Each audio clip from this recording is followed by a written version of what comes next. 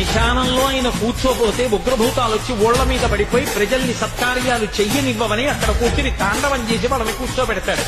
పార్వతీదేవి అడిగింది మహాభారతం అనుశాసనిక పర్వంలో, శుభ్రమైన కైలాసం ఉండగా, ఇంత ఐశ్వర్యం ఉండగా, చింతామణి గృహం ఉండగా శ్మశానంలో ఎందుకుంటున్నారని అడిగింది. అడిగితే ఆయన చెప్పాడు, పార్వతి బతికున్న నాళ్లు అన్ని చోట్లకి వెడతారు, ఏమీ తోచట్లేదు, శ్మశానానికి వెళ్ళొద్దామని ఎవరు రారు పార్వతి.